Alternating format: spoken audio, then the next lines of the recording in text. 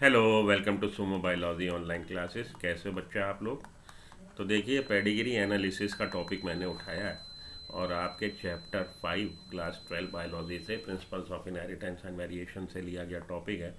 इसमें आपको इन्होंने दो पेडिग्री शेयर करी हैं और उसकी इन्होंने एनालिसिस करके बोला है कि ये जो पेडिग्री है ये ऑटोजोमल डोमिनेंट ट्रेट दिखा रही है और ये जो पेडिग्री है ये ऑटोजोमल रिसेसिव ट्रेट दिखा रही है। ठीक है जी, तो इसी को थोड़ा मैं आपको इनलाइटन करता हूँ, थोड़ा सा डिस्कस करें। भाई अगर ये ऑटोजोमल डोमिनेंट ट्रेट दिखा रही है तो अगर मैं आपसे पूछूं इस इंडिविजुअल का जीनोटाइप आप प्रिडिक्ट कर सकते हैं? क्यों नहीं कर सकते।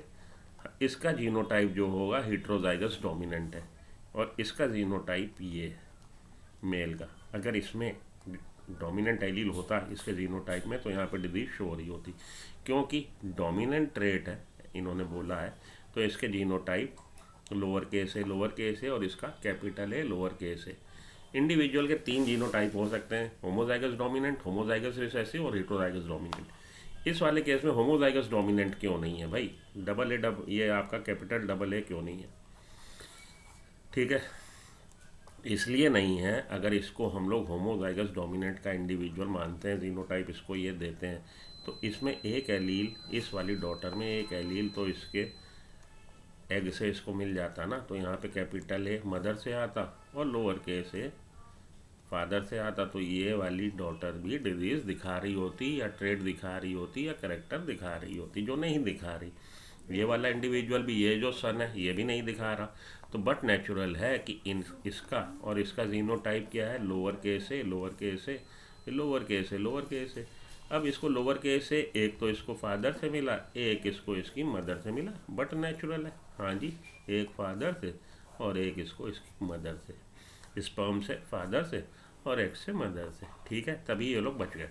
ओके, अब यहाँ पे देखिए इसका जीनोटाइप देखिए, कैपिटल ए और लोअर केस है। कैपिटल ए किससे आया? एग से, और लोअर केस ए किससे आया है? स्पर्म से। अब इस डॉटर का जब एग बना, उस एग में लोअर केस ए वाला ऑटोजोम जिस पे लोअर केस ए एलील था और फादर तो क्लियर है, तो ये यहाँ पे जीनोटाइप इस सन का ये हो गया, ये बच गया।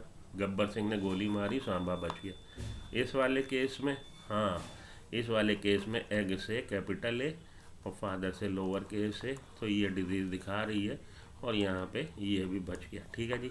अब आप देखिए, डोमिनेंट के ट्रेट में मैंने आपको सॉल्व करके दिखा दिया। अब अगर ये एक्स लिंक डोमिनेंट हो तो क्या ये पेडिग्री उसको फुलफ़िल करती है? बिल्कुल फुलफ़िल करती बेटा। एक्स लिंक डोमिनेंट का अगर ये केस होता तो ये एक्स पे, इसके एक्स पे एक डिफेक्टिव एलील डी से मेंशन कर देता हूँ, एक्स आर से रिसेसिव। चलिए आप इसको एक्स डी और एक्स रिसेसिव वाला, ठीक है जी। इसको हम होमोजाइगस कंडीशन नहीं दे सकते, वरना इसमें भी डिजीज़ होती, इसमें भी डिजीज़ होती। अब जब एग बनेगा, एग में या तो एक्स डी या एक्स, और इधर एक्स और वाई। ठीक ठीक है, इधर स्पर्म बन रहा है एक्स और वाई। अब इसका जो फादर का एक्स कैरिंग स्पर्म था वो मदर के एक्स कैरिंग एग से अगर फर्टिलाइजेशन हो जाए, फ्यूज़ हो जाए, तो ये डॉटर बन गई नॉर्मल।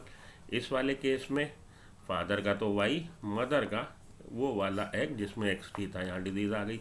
इस वाले केस में फादर का वाई नॉर्मल है और मदर का नॉर्मल वाला एक्स, ये वाला एक्स एग में ये वाला एक्स है, ये बच गया, बच्चा बच गया। इस वाले में देखिए एक्स डी और फादर से एक्स नॉर्मल वाला, ये इसमें डिजीज़ आ गई।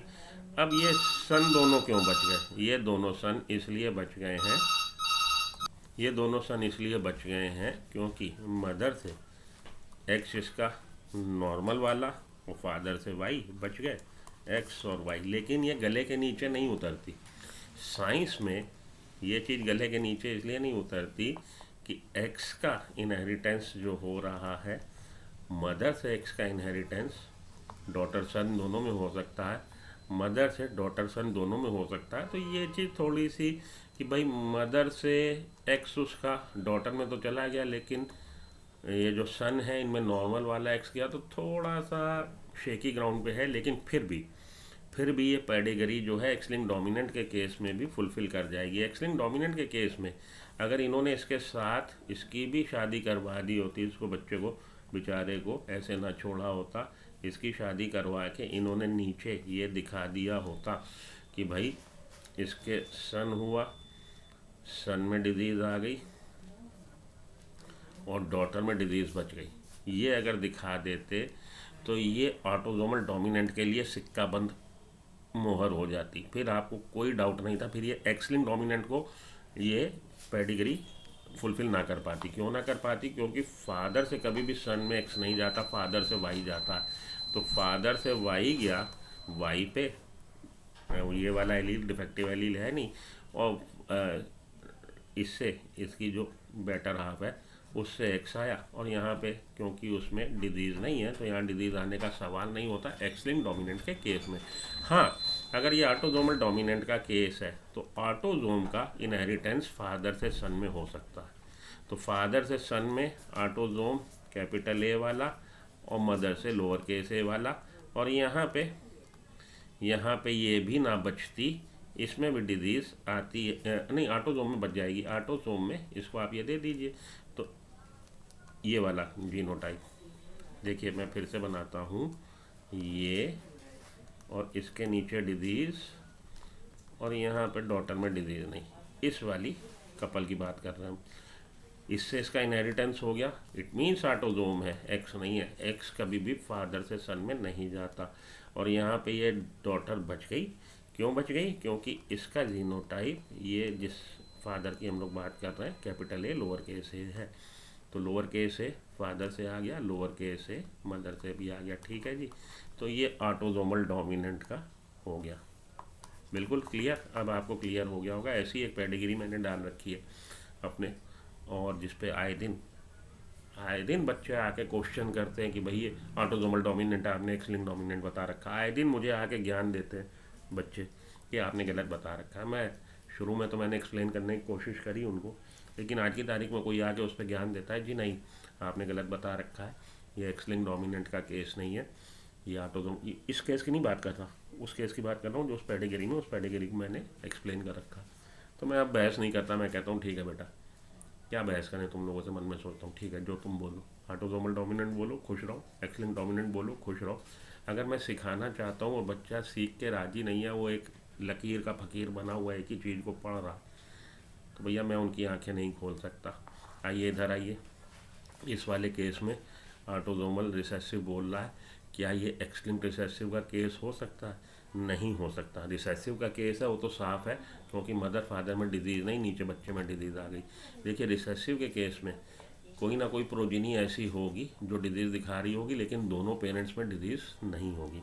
भले वो इस जनरेशन की प्रोबेंड की बात कर लीजिए जहाँ से पेडिग्री आपने स्टडी करना चालू किया, भले इस जनरेशन में वो हो, जैसे इस जनरेशन में देखिए कपल डिजीज़ नहीं दिखा रहा, नीचे डिजीज़ आ गई।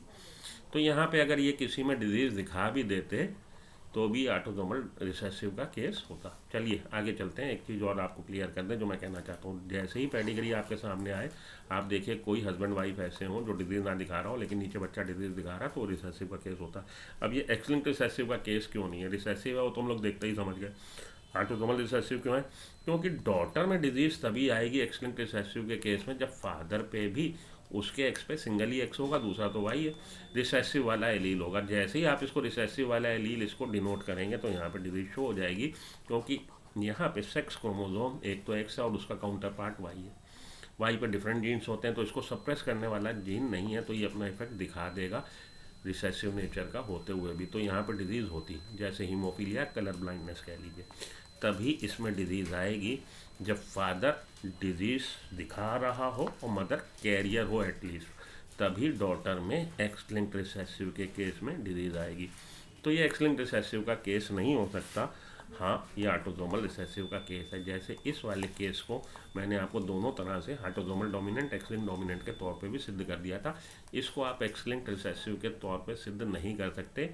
ये ऑटोसोमल रिसेसिव का केस है विदाउट एनी डाउट, क्योंकि यहाँ पे डिजीज़ तभी आएगी जब फादर के एक्स पे रिसेसिव एलील होगा, और जैसे ही यहाँ पे रिसेसिव एलील होता वो अपना इफेक्ट दिखा देता। सोचता हूँ, आशा करता हूँ आपको मज़ा आई होगी। लाइक कर दीजिए वीडियो, चैनल सब्सक्राइब कर लीजिए ताकि और वीडियोस मिलती रहे। मिलता हूँ ब्रेक के बाद। Good luck, goodbye, have a nice day.